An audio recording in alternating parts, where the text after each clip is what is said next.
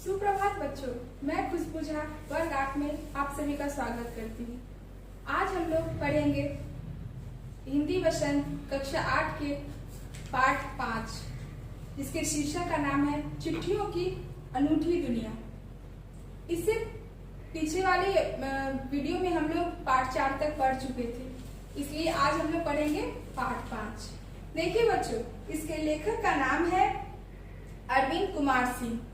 अरविंद कुमार सिंह द्वारा लिखा ये लेख जो है चिट्ठियों की अनूठी दुनिया। इस पाठ में चिट्ठियों के विषय में बहुत सारी जानकारी दी गई है, क्योंकि आज से पहले हमारी दुनिया जो थी वो चिट्ठियों से शुरू होकर चिट्ठियों पर ही खत्म हो जाती थी। इसीलिए चिट्ठियों की अनूठी दुनिया जो अरविंद कुमार सिंह द्वारा रचित है, इस लेख में कहा गया है कि पत्र लेखन का महत्व बहुत ही विशेष है हमारे जीवन में, जिसे इस पाठ में बताया गया है।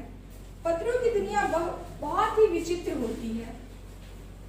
पत्रों का काम आजकल के संचार साधन SMS नहीं कर सकते हैं। आज हमारे पास बहुत सारे संचार के साधन हैं, SMS है, ईमेल है, फैक्स है, लेकिन फिर भी जो महत्व हमारे जीवन में पत्रों का, चिट्ठियों का रहा है, वो कभी भी आज के आधुनिक जो भी यंत्र है वह नहीं ले सकते। इसका कारण है क्योंकि हम पत्र को, चिट्ठियों को, दस्तावेजों को बहुत ही संभाल कर कई वर्षों तक, कहा जाता है कि महात्मा गांधी द्वारा, जवाहरलाल नेहरू द्वारा, बहुत सारे ऐसे महान व्यक्ति हैं जिनके लिखे हुए लेख, चिट्ठी, पत्र अभी भी संग्रहालय में अच्छे से सुरक्षित स्थान पर रखे हुए हैं, जिसे हम देख सकते हैं, पढ़ सकते हैं और इससे अनेकों जानकारी हासिल कर सकते हैं। लेकिन हमारे जो नवीन साधन होते हैं उसमें जो भी SMS होते हैं, मैसेजेस होते हैं, वो इलेक्ट्रॉनिक होते हैं। अगर हमसे थोड़ी सी चूक हो गई या उसमें कोई फॉल्ट आ गया, वो तुरंत डिलीट हो जाते हैं, खत्म हो जाते हैं। जो भी संवाद होते हैं, जो भी मैसेज होते हैं, हो सकता है कुछ जरूरी हो, लेकिन वो खत्म हो जाते हैं। इसीलिए कहा गया है कि चिट्ठियों का स्थान कभी भी ईमेल, फैक्स, SMS कभी नहीं ले सकता है। मानव सभ्यता के विकास में पत्रों की अनूठी भूमिका रही है, जिसे हम भूल नहीं सकते हैं। अलग अलग भाषाओं में पत्रों को अलग अलग नामों से जाना जाता है। भारत में प्रतिदिन करोड़ों पत्र डाक द्वारा एक स्थान से दूसरे स्थान पर भेजे जाते हैं। देखिए बच्चों, ये तो मैं आप लोगों को इस पाठ का सार समझा दी हूँ और मैं कुछ शब्दार्थ भी यहाँ पे लिख दी हूँ। ये शब्दार्थ बहुत ही जरूरी है, इसको आप लोग अपनी नोटबुक में उतार लीजिएगा, क्योंकि असाइनमेंट द्वारा जो आप लोगों को शब्दार्थ दिए जाते हैं और उनके अर्थ लिखने होते हैं, वह यही शब्दार्थ होते हैं। इसीलिए सबसे पहले आप लोग अपनी बुक को निकालिए, नोटबुक को निकालिए और इसके शब्दार्थ को उसमें नोट कर लीजिए, ताकि आप लोगों को प्रश्नोत्तर बनाने में कोई कठिनाई ना हो। ये बच्चों, मैंने आप लोगों को इस पाठ का सार संक्षेप में समझाया है। अब मैं यह कहानी आप लोगों को, ये जो लेख है, ये आप लोगों को मैं पढ़ के समझा रही हूँ। पत्रों की दुनिया भी अजीबोगरीब है और उसकी उपयोगिता हमेशा से बनी रही है। पत्र जो काम कर सकते हैं वह संचार का आधुनिकतम साधन नहीं कर सकते हैं। जैसा कि मैंने आप लोग को अभी तुरंत बताया है कि पत्रों की दुनिया बहुत ही अनूठी दुनिया होती है, बहुत ही अनोखी दुनिया होती है। जो कार्य वो लोग पत्र कर सकते हैं वो हमारे आधुनिक साधन कभी नहीं कर सकते। पत्र एक ऐसा संदेश वाहक होता है, मतलब से जब हम पत्र पढ़ते हैं तो हम उस व्यक्ति के मनोदशा को समझ पाते हैं। हमें लगता है कि वह व्यक्ति हमसे बातें कर रहा है, लेकिन मोबाइल में जब भी हम बातें करते हैं किसी से, तो हमें ऐसा नहीं लगता है कि वह व्यक्ति हमारे पास है। दूसरी बात, पत्रों को हम जितनी बार चाहे उतनी बार हम पढ़ सकते हैं, देख सकते हैं, रख सकते हैं, संभाल सकते हैं, लेकिन आधुनिक साधन में ऐसा हम नहीं कर सकते हैं। पत्र जैसा संतोष फोन या SMS का संदेश कहाँ दे सकता है? कभी नहीं दे सकता है। पत्र जैसा संतोष SMS कभी भी नहीं दे सकता है। पत्र एक नया सिलसिला शुरू करते हैं और राजनीतिक, साहित्य तथा कला के क्षेत्रों में तमाम विवाद और नई घटनाओं की जड़ भी पत्र ही होते हैं। इतने सारे नवीन साधन होने के बाद भी आप लोग देखिएगा कि अभी भी समाचार पत्र जो होता है, जिसे हम पेपर कहते हैं आम भाषा में, उसका अभी तक उपयोग कमा नहीं है। आज भी बहुत सारे लोग ऐसे हैं जो बैठे रहते हैं उस समाचार के लिए, उस पेपर के लिए, न्यूज़पेपर के लिए, कि वो आए और हम पढ़े। तो वो भी एक पत्र का ही साधन है, वो भी एक उसी का पत्र का ही रूप है। दुनिया का तमाम साहित्य पत्रों पर केंद्रित है और मानव सभ्यता के विकास में इन पत्रों की अनूठी भूमिका निभाई है। जो भी साहित्य रचित होते हैं, जो भी हमारे साहित्यकार होते हैं, वो अपने साहित्य पत्रों के माध्यम से ही भेजते हैं किसी को, या फिर किसी का प्रदान करते हैं। तो ये सारे जो सिलसिले होते हैं वो सब पत्रों के द्वारा ही होते हैं। पत्रों का भाव सब जगह एक सा है, भले ही उसका नाम कुछ भी हो। हमारे देश में अनेकों भाषाएं हैं, अनेकों नाम है, तो इस तरह से सभी जगह एक ही वस्तु के अनेकों नाम होते हैं। जैसे पत्र को ही हम ले लें तो हमारे भारत में कुछ और नाम होगा, उसे हम हिंदी में कुछ और कहेंगे, संस्कृत में कुछ और कहेंगे, तेलुगु में कुछ और कहेंगे और तमिल में कुछ और कहेंगे।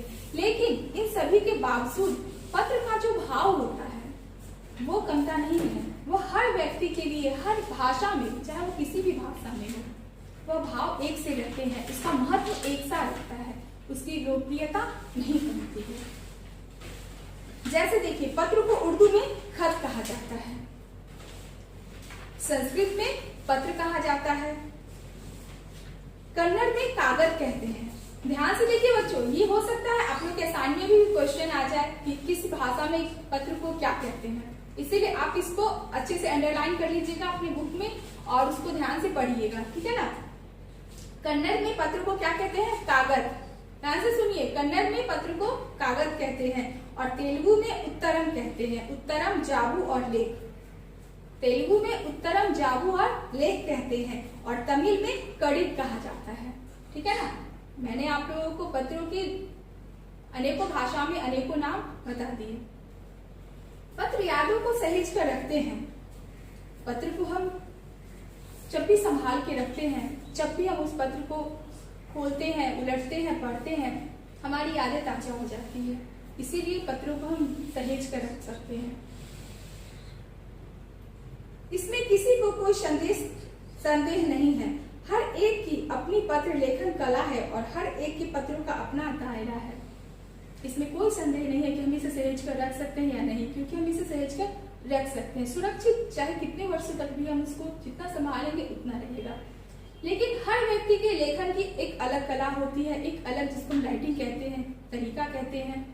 कोई बड़े अक्षरों में लिखता है, कोई छोटे अक्षरों में लिखता है, कोई उसी चीज को बहुत ही सजा के लिखता है, कोई जिसको हम लोग रफ कहते हैं, कोई एकदम रफ सा उसको लिख देता है जो दिखने में अच्छा नहीं लगता है। तो सबकी लेखन कला अलग अलग होती है। एक ही कहानी को मान लीजिए अगर 10 बच्चों से लिखाया जाए तो 10 तरह की राइटिंग, जिसको हम कहते हैं, 10 तरह की राइटिंग हो जाती है। किसी के बहुत सुंदर होते हैं, किसी के अच्छे नहीं लगते हैं। तो इसी तरह से हर व्यक्ति का अपना अपना लेखन तरीका होता है, ठीक है ना। दुनिया भर में हर रोज करोड़ों पत्र एक स्थान से दूसरे स्थान पर डाक द्वारा भेजे जाते हैं। भारत में रोज 4.5 करोड़ चिट्ठियां डाक में डाली जाती है, जो साबित करती है कि पत्र कितनी अहमियत रखती है। देखिए बच्चों, इसको भी आप लोग अंडरलाइन करेंगे।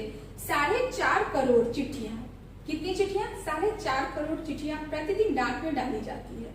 हो सकता है आपके क्वेश्चन में ये आए, इसलिए आप इसको ध्यान से देखिएगा और इसको अंडरलाइन कर लीजिएगा, ठीक है।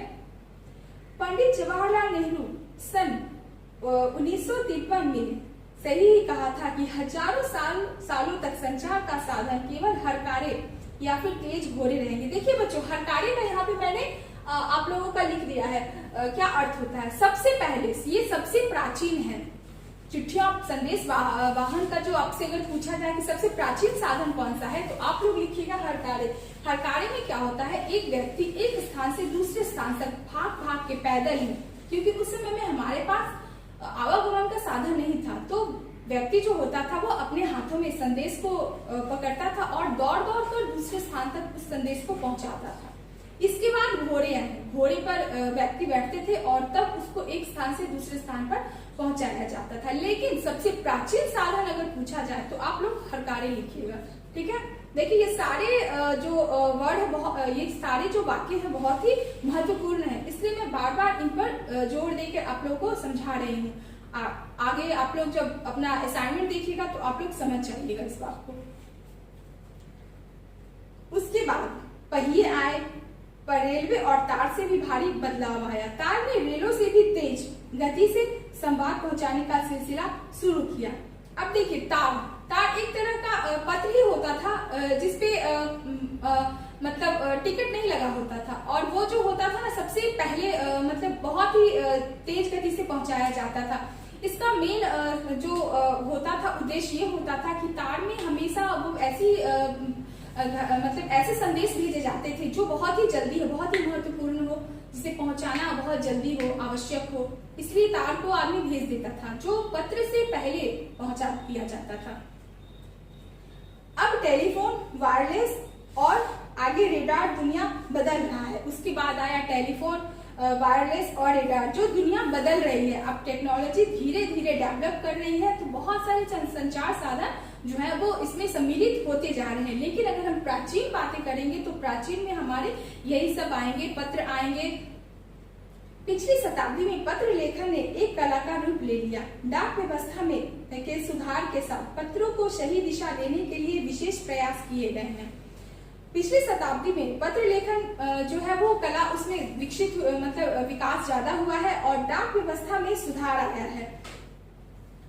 इसके लिए सही दिशा में प्रयास भी किए गए। पत्र संस्कृति विकसित करने के लिए स्कूली पाठ्यक्रमों में पत्र लेखन का विषय भी शामिल किया गया है। देखिए बच्चों, ये तो आप लोग जानते ही हैं कि हम लोग जब भी आप लोगों की परीक्षा होती है या फिर क्लास में भी व्याकरण के सब्जेक्ट के दिन हम लोग आप लोगों को पत्र लेखन, जैसे पिता को पत्र लिखना है, मित्र को लिखना है, या फिर किसी अपने प्रिंसिपल को आवेदन लिखना है, तो ये सारी चीज हम लोग आप लोगों को बताते हैं ताकि आप लोगों को अभी के जमाने में पत्र जो है वो आवागमन का साधन मतलब आने जाने का नहीं रहा है। पत्र अब नहीं आता है और नहीं जाता है, लेकिन आप लोगों को उसके विषय में जानकारी जो है वो हमारे पाठ्यक्रम में शामिल करके ही हम आप लोगों को ये जानकारी दे सकते हैं, इसलिए हम लोग इसको शामिल करते हैं। भारत ही नहीं, दुनिया के कई देशों में ये प्रयास चले और विश्व डाक संघ ने अपनी ओर से भी काफी प्रयास किया। और ऐसा सिर्फ हमारे देश में नहीं हो रहा, दुनिया में बहुत सारे देशों में ऐसा प्रयास किया गया है और विश्व डाक संघ जो है उसने भी इसके लिए बहुत सारे प्रयास किए ताकि पत्रों की दुनिया जो है वो सिमट के ना रह जाए, इसका विस्तार हो, विकास हो। हमारी आने वाली पीढ़ी है, हम लोग जब छोटे थे तब हम लोगों ने पत्रों को देखा है। हमारे जो अपने होते थे, रिश्तेदार होते थे, वो भेजा करते थे, हमारे यहाँ से भी वहां जाया करते थे, तो हम लोगों ने वो दुनिया देखी है। लेकिन अभी मैं आप लोगों की बातें करूं तो आप लोगों ने पत्रों को नहीं देखा है, लेकिन फिर भी हम लोग समय दर समय स्कूल के माध्यम से या फिर अपने घर पे अगर जब भी ये चर्चा कीजिएगा तो आप लोगों को अनेकों जानकारी मिलेगी जिससे आप लोग पढ़े हैं। यानी कि आप लोग समझ भी नहीं सकते कि पत्रों का महत्व होता क्या है, कैसे होते हैं पत्र। बहुत सारे लोग तो अपने पूर्वज मतलब पुराने जो भी पत्र हैं अपने प्रिय के, उसको बहुत ही सहेज कर संभाल कर रखते हैं। विश्व डाक संघ की ओर से 16 वर्ष से कम आयु वर्ग के बच्चों के लिए पत्र लेखन प्रतियोगिताएं आयोजित करने का सिलसिला सन 1972 से शुरू किया गया। विश्व डाक संघ की ओर से 16 वर्ष से कम आयु वाले बच्चों को एक प्रतियोगिता आयोजित की गई, जिसमें 16 वर्ष से कम आयु के बच्चे हुए, जिसमें उन्हें पत्र जिसका सबसे अच्छा हो, जिसकी राइटिंग बहुत अच्छी हो, उसको शामिल किया गया। ये एक प्रयास था ताकि बच्चे जो है वो उस ओर आकर्षित हो, बच्चे जो है वो उस बात को समझ सके कि पत्र का क्या महत्व है, और बच्चों ने उस पर बढ़ चढ़कर हिस्सा लिया।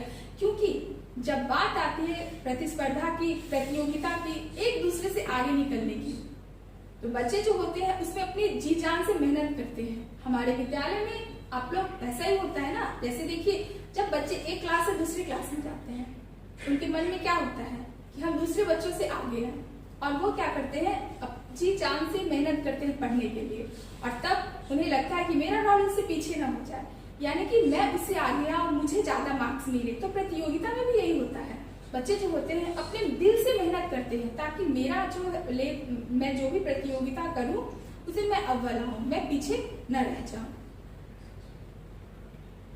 और ये सिलसिला कब शुरू किया गया? तो 1972 से शुरू हो गया। देखिए बच्चों, ये सारे जो पॉइंट, ये सारे जो है वो बहुत ही इंपॉर्टेंट पॉइंट्स हैं, इसको आप लोग नोट करते जाइएगा ताकि बाद में आप लोगों को पूरा बुक हालांकि पूरा जो पार्ट है वो ज्यादा भेदपूर्ण में ना पड़ जाए आप लोग, और जो अंडरलाइन किए हुए आप रहेंगे उसको ढूंढिएगा और आप लोग को तुरंत उसका आंसर मिल जाएगा। यह सही है कि खास तौर पर बड़े शहरों और महानगरों में संचार साधनों के तेज विकास तथा अन्य कारणों से पत्रों की आवाजाही प्रभावित हुई है, पर देहाती दुनिया आज भी चिट्ठियों से ही चल रही है। फैक्स, ईमेल, टेलीफोन तथा मोबाइल ने चिट्ठियों की तेजी को रोका है, पर व्यापारिक डाक की संख्या लगातार बढ़ रही है।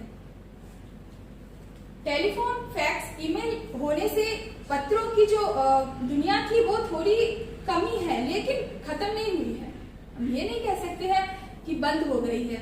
हाँ, महानगरों में ये थोड़ा बढ़ गया है, लेकिन अभी भी देहाती क्षेत्र जहाँ अब तो बहुत ही मतलब विकसित हो रहा है गांव भी, और जैसे बिजली आने से ज्यादा जो टेक्निकल सामाने हैं जैसे कि मोबाइल, लैपटॉप, ये सब बढ़ते जा रहे हैं। लेकिन जब बिजली नहीं थी हमारे गाँव में, उस समय की बात अगर हम करें तो उस समय में जो पत्र जो था उसका महत्व कमा नहीं था, वो बहुत ज्यादा था। अभी भी व्यापारिक जो भी काम होता है वो पत्र के द्वारा ही होता है। जहां तक पत्रों का सवाल है, अगर आप बारीकी से उसकी तह में जाए तो आपको ऐसा कोई नहीं मिलेगा जिसने कभी किसी को पत्र न लिखा हो या लिखाया हो। पत्रों का बेसब्री से इंतजार जिसने किया है वो हमारे बहुत सारे लोग जो ऐसे हैं जो पत्र का बहुत ही बेसब्री से इंतजार करते हैं। हम मानते हैं कि ऐसे कोई व्यक्ति नहीं है जिन्होंने पत्र कभी न लिखा हो या जिन्होंने किसी से न लिखवाया हो। मैं वो समय भी देखी हूँ जब हमारे गांव में जो बूढ़े बुजुर्ग लोग होते थे जिन्हें पढ़ना लिखना नहीं आता था या कम आता था, लेकिन उनके अपने जब भी पत्र उनको भेजा करते थे, जो डाकिया आता था, वो लोग उसे रोकते थे और उस डाकिया को कहते थे कि थोड़ा पढ़कर मुझे ये पत्र बताओ कि क्या है नहीं है। और तब एक पढ़ते थे और सारे जो भी उनके अपने रिश्तेदार होते थे, प्रिय लोग होते थे, सब बैठकर उस पत्र को सुना करते थे। तो ये था पत्रों का महत्व और ये उसकी उपयोगिता थी। कितने उपयोगी होता था वो उस परिवार के लिए। एक पत्र संदेश वाहक होता था और जो पत्र लेकर आता था यानी डाकिया, पहले डाकिया को देवदूत कहा जाता था। अब आप लोग देखिए देवदूत का क्या अर्थ होता है वो भी यहाँ पे लिखा हुआ है। जो ईश्वर का संदेश लेकर आता है उसे हम लोग देवदूत, देव यानी देवता और दूत मतलब उसका भेजा हुआ आदमी। जो ईश्वर का संदेश, उसका समाचार हमारे तक पहुंचाए उसे ही हम लोग क्या कहेंगे, वो देवदूत। हमारे सैनिक तो पत्रों का जिस उत्सुकता से इंतजार करते हैं उसकी कोई मिसाल ही नहीं है। हमारे जो सैनिक होते थे जो अपना घर बार छोड़ के बहुत दूर सीमा पे डटे रहते थे अपने देश की रक्षा के लिए, लेकिन भले ही वो देश की रक्षा के लिए समर्पित रहते हैं लेकिन उनका भी ध्यान अपने परिवार की ओर लगा रहता है। उनका भी ध्यान होता था कि मेरे घर से पत्र आए और हमें अपने घर की जानकारी हासिल हो। और जब वो बहुत ही उत्सुकता से इंतजार करते थे पत्रों का और फिर उसका जवाब भी लिखते थे ताकि उनके घर वाले भी उनके समाचार से अवगत हो जाए। तो पत्रों का ये महत्व था हमारे जीवन में, इतनी जरूरी चीज हमारे जीवन का इतना जरूरी हिस्सा था एक पत्र। महीनों इंतजार करते थे पर अब बात नहीं रही, क्योंकि अब जो है पहले लोग महीना इंतजार करते थे पत्र के लिए, एक पत्र के जवाब के लिए कि हमने जो लिखा है उसका जवाब महीने भर से नहीं आया है। लेकिन आज देखिए संचार साधन होने से बहुत सारी मतलब चीजें सुलभ भी हो गई है। अब महीना क्या, अब तो घंटों इंतजार नहीं करना होता है। अगर हमें किसी से कोई समाचार लेना है, किसी को समाचार पहुंचाना है तो हम बस मिनटों में फोन घुमाते हैं और हमें समाचारों का आदान और प्रदान हो जाता है। लेकिन ये सुविधा हुई लेकिन इससे बहुत सारी नुकसान भी हुए, क्योंकि जो जरूरी बातें नहीं होती है वो भी आदान और प्रदान हो जाते हैं। और अगर हम चाहे जैसे उसमें हमारे मन के भाव नहीं हो पाते हैं, हम बिना सोचे ही कुछ भी बोलते रहते हैं, करते रहते हैं। लेकिन पत्र हम लोग बहुत ही सोच समझ के लिखा करते थे, उसमें हमारे भाव छिपे होते थे। हम सोचते थे कि हमारे प्रिय जो है उन्हें हम वही जानकारी दे जिससे उन्हें आहत ना हो, जिससे उन्हें चोट ना पहुंचे, ठेस ना पहुंचे। लेकिन मोबाइल पर हम अच्छी बुरी सारी जानकारियां देते रहते हैं, हमारे अपने ही उस बात को सुनकर कभी दुखी हो जाते तो कभी खुश हो जाते। तो ये उसके मतलब अच्छाई और बुराई भी है उसकी।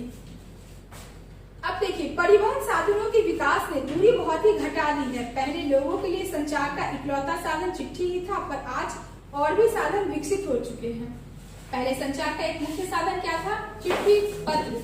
लेकिन अब ऐसा नहीं है। संचार के साधन ने जो हमारी ये जो पत्रों की दुनिया थी उसको संकुचित कर दी है और संचार का साधन बढ़ गया है। आज देश में ऐसे लोगों की कमी नहीं है जो अपने पुरखों की चिट्ठियों को सहेज और संजो कर विरासत के रूप में रखे हुए हैं, या फिर बड़े बड़े लेखक, पत्रकारों, उद्यमी, कवि, प्रशासक, सन्यासी या किसान, इनकी पत्र रचनाएं अपने आप में अनुसंधान का विषय है। आज भी हमारे देशों में ऐसे लोगों की कमी नहीं है जो महान पुरुषों की या अपने पुरखों की, जैसा कि पहले भी मैं आप लोगों को बताई हूँ, वो उनके पत्रों को सहेज कर एक यादगार धरोहर के रूप में रखते हैं।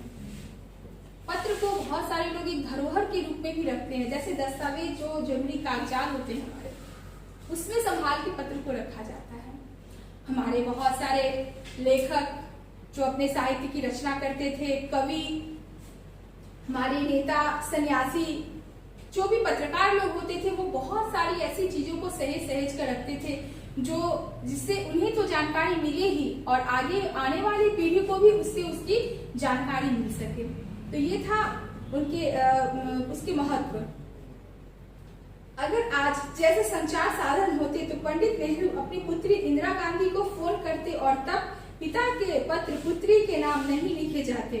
देश के करोड़ों लोगों को प्रेरणा देते हैं।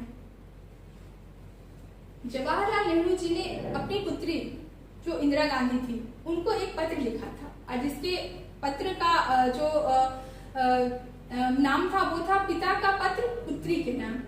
ये पत्र जो था वो इतना मतलब प्रचलित हुआ, इतना लोगों ने इसकी इतनी प्रशंसा की।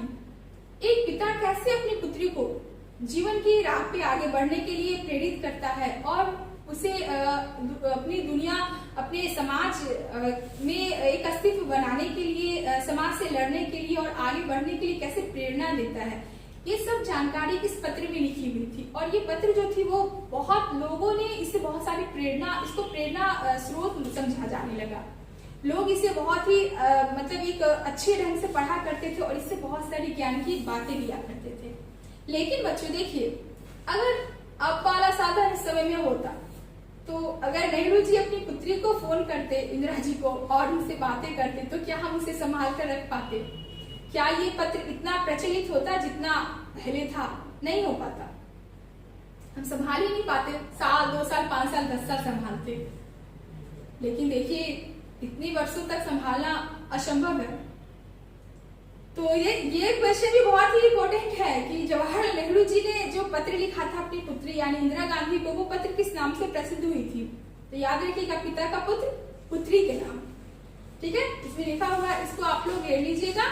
जब भी ऐसा क्वेश्चन आए तो आप लोग को ढूंढने में आसानी होगी।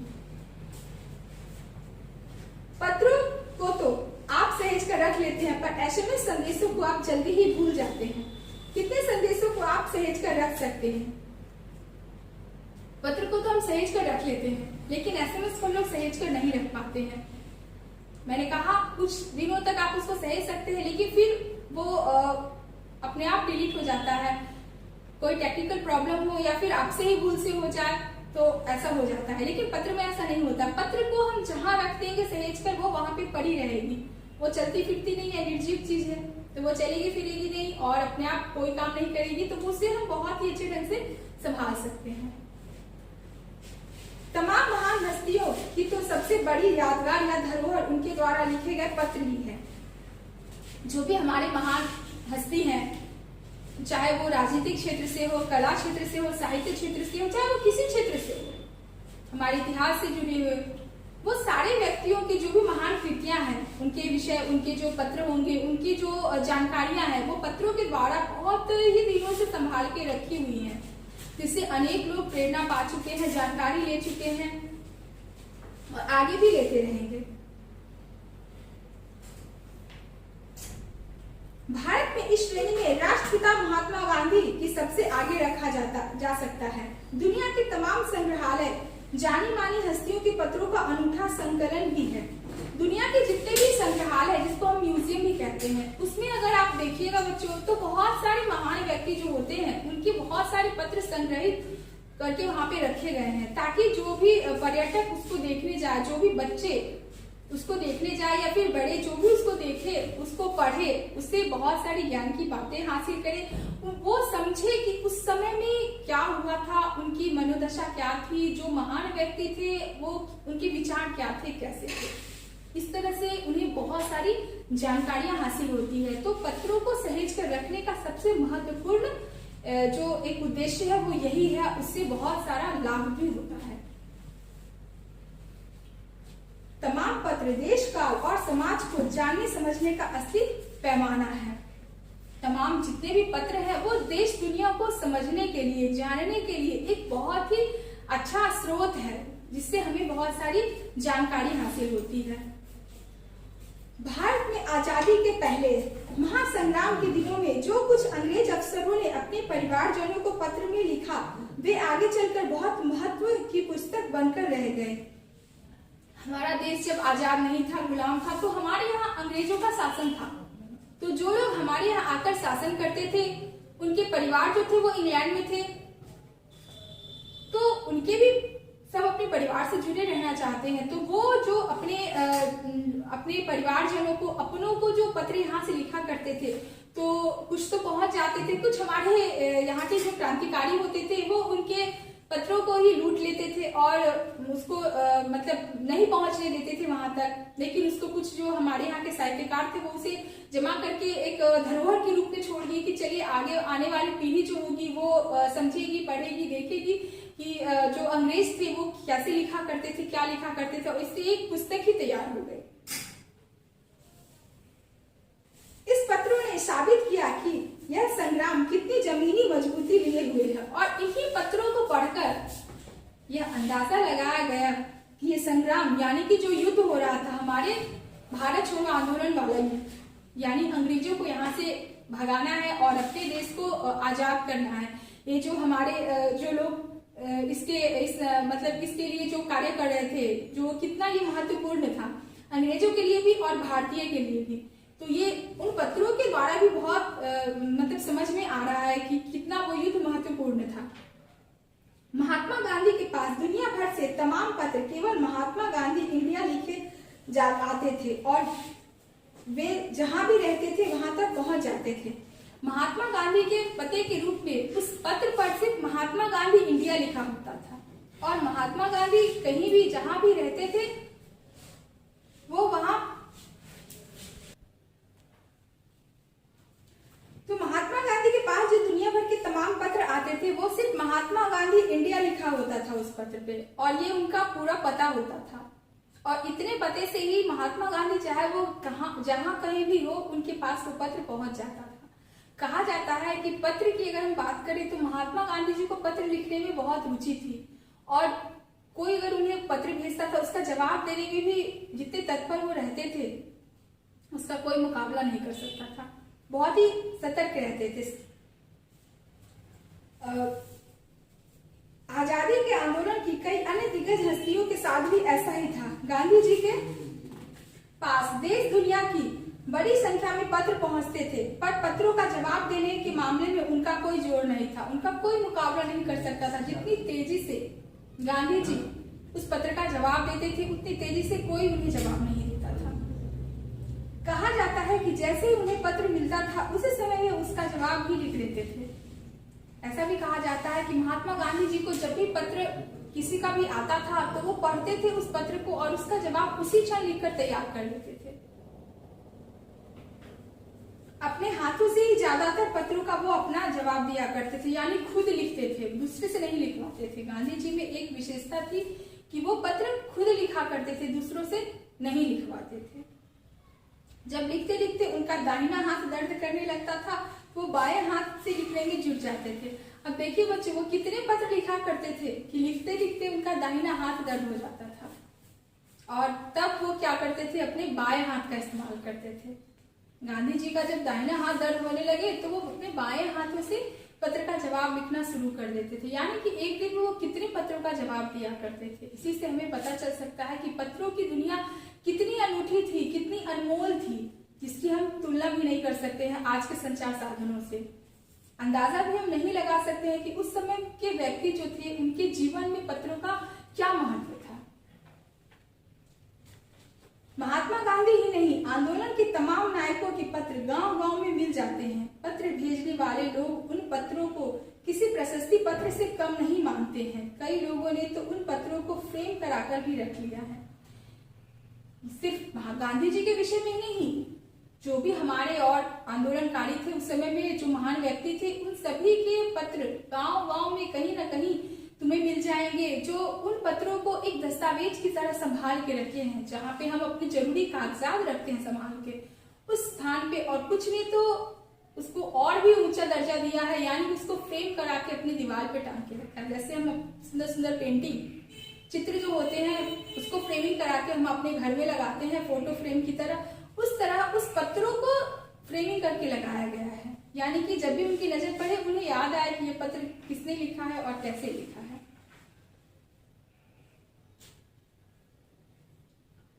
पत्र है, यह पत्रों का जादू है। नहीं तो पत्रों के आधार पर ही कई भाषाओं में जाने कितनी किताबें लिखी जा चुकी है।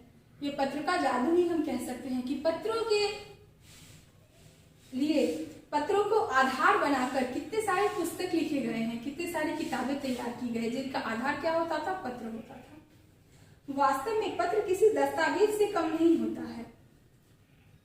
पत्र जो है वो किसी भी दस्तावेज से कम नहीं है, किसी भी जरूरी कागजात से कम नहीं होता है पत्र।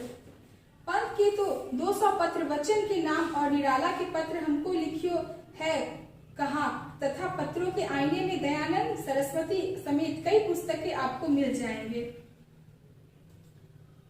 हरिवंश राय बच्चन, निराला जी, अनेकों जो हमारे लेखक थे, उन सभी के पत्र अभी भी बहुत सारे सहेज कर रखे गए हैं, जो आप लोगों को अगर संग्रहालय, मतलब अगर आप पुस्तक में ढूंढिएगा तो आप लोग को मिल जाएंगे और आपको पता चलेगा कि उनके जीवन में पत्रों का क्या महत्व था। दयानंद सरस्वती, इस तरह से अनेकों महान व्यक्ति हैं जिनके पत्र सहेज कर रखे जा चुके हैं। कहा जाता है कि प्रेमचंद खास तौर पर एक लेखकों को बहुत प्रेरक जवाब देते थे तथा पत्रों के जवाब में बहुत मुस्तैद रहते थे। प्रेमचंद, मुंशी प्रेमचंद जो थे वो बहुत ही महान लेखक थे।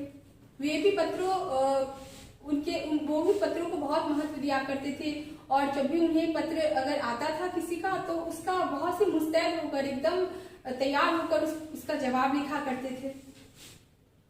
इसी प्रकार नेहरू और गांधी के लिए लिखे गए रविंद्रनाथ टैगोर के पत्र भी बहुत ही प्रेरक हैं। महात्मा और कवि के नाम से ये जो महात्मा गांधी और रविंद्रनाथ जी के जो पत्र होते थे उनको महात्मा और कवि नाम से बहुत ही लोकप्रिय थे। लोग जो थे वो इसी नाम से इनके पत्रों को जानते थे। एक महात्मा थे यानी महात्मा गांधी और दूसरे थे रविंद्रनाथ टैगोर जो एक कवि थे, तो इसीलिए महात्मा और कवि उनको उपाधि दी गई थी। इनके बीच का जो पत्राचार था वो देखिए सन 1915 से लेकर 1941 के बीच में पत्रों का आदान और प्रदान हुआ था। ठीक है ना बच्चों, आप इसको भी टिक कर लीजिएगा। 1915 से 1941 तक बीच के पत्राचार का संग्रह प्रकाशित हुआ है, जिससे बहुत से नए तथ्यों और उनकी मनोदशा का लेखा जोखा मिलता है। इसको एक पुस्तक के रूप में प्रकाशित किया गया, जिससे आप लोगों को महात्मा गांधी की और रविंद्रनाथ टैगोर की मनोदशा के विषय में आप लोग को पता चलेगा कि इनके मन की दशा क्या थी और ये लोग कैसे विचार रखते थे। पत्र व्यवहार की परंपरा भारत में बहुत पुरानी है, पर इसका असली विकास आजादी के बाद ही हुआ। पत्र का जो परंपरा है ये तो बहुत ही प्राचीन है, हमारे भारत को आजादी से पहले की है, लेकिन इसका विकास जो हुआ वो भारत की आजादी के बाद ही इसका विकास हो पाया है। तमाम सरकारी विभागों की तुलना में सबसे ज्यादा गुडविल डाक विभाग की ही है। जितने भी अगर हम दस्तावेज की बात करें तो सबसे ज्यादा जो है वो डाक विभाग की इसमें भागीदारी है। इसकी एक खास वजह यह भी है कि यह लोगों को जोड़ने का काम करता है। पत्र क्या करता है, एक से दूसरे लोगों को जोड़ने का काम करता है। घर घर तक इसकी पहुंच है। संचार के तमाम उन्नत साधनों के बाद भी चिट्ठी पत्र की हैसियत बरकरार है। जितने भी संचार के साधन विकसित हुए हैं, लेकिन फिर भी पत्रों ने जो अपनी अनूठी दुनिया बनाई है वो उसका महत्व घटता नहीं है। शहरी इलाकों में आलीशान हवेलियों हो या फिर झोपड़पट्टी में रहने वाले लोग, दुर्गम जंगलों से घिरे गांव हो या फिर बर्फबारी के बीच जी रहे पहाड़ों के लोग, समुद्र तट पर रह रहे मछुआरे हो या फिर रेगिस्तान की ढाणियों में रह रहे लोग, आज भी खतों का ही सबसे बेसब्री से इंतजार करते हैं। कोई अमीर व्यक्ति हो या गरीब हो, चाहे वो झोपड़ी में रहे या महल में रहे, जो भी व्यक्ति जहाँ रहते हैं, बर्फ में रहे, रेगिस्तान में रहे, लेकिन उनके लिए पत्रों का जो महत्व है वो घट नहीं रहा है, वो उसका महत्व उतना ही बरकरार है। एक दो नहीं करोड़ों लोग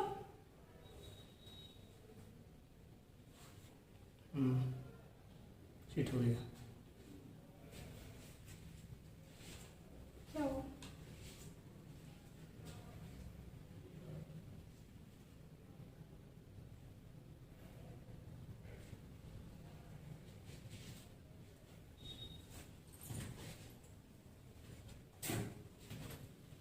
एक दो नहीं करोड़ों लोग खतों और अन्य सेवाओं के लिए रोज भारतीय डाकघरों के दरवाजों तक पहुंचते हैं और इसकी बहुआयामी भूमिका नजर आ रही है।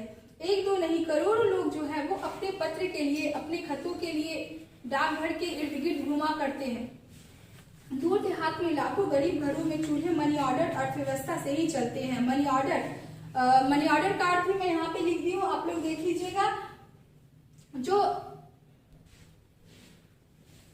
तो घर के चूल्हे जो है गरीब लोगों के वो मनी ऑर्डर के द्वारा ही पहुंचते हैं। गांवों या गरीब बस्तियों में चिट्ठी या मनी ऑर्डर लेकर पहुंचने वाले डाकिया जो होते हैं वो देवदूत के रूप में देखे जाते हैं, यानी कि देवता के भेजे हुए दूत के रूप में। ठीक है बच्चों, ये देखिए हमारा पाठ का अंत हो चुका है। मैंने इस पाठ के बीच बीच में आप लोगों को इसके सारे अर्थ जो है, इसके जो भी कहानियां हैं वो विस्तार रूप से समझा दिया है। इसके बाद आपके क्वेश्चन आंसर जो असाइनमेंट द्वारा मिलेंगे, मुझे लगता है जिस ढंग से मैंने आप लोगों को पढ़ाया है उसके बाद आप लोगों को कोई परेशानी नहीं होना चाहिए इस प्रश्नोत्तर में। ठीक है, जैसे पत्र को तेलुगु में क्या कहते हैं तो वो मैंने पहले ही आप लोगों को समझा दिया है। संचार का सबसे प्राचीन साधन क्या है तो वो भी मैंने आप लोगों को समझा दिया है बीच में कि क्या है। और इस तरह से ही कुछ और जो प्रश्न है वो आप लोग देख लीजिएगा और आप लोग को समझ में आ जाएगा। ठीक है बच्चों, आज तक के लिए गुड बाय।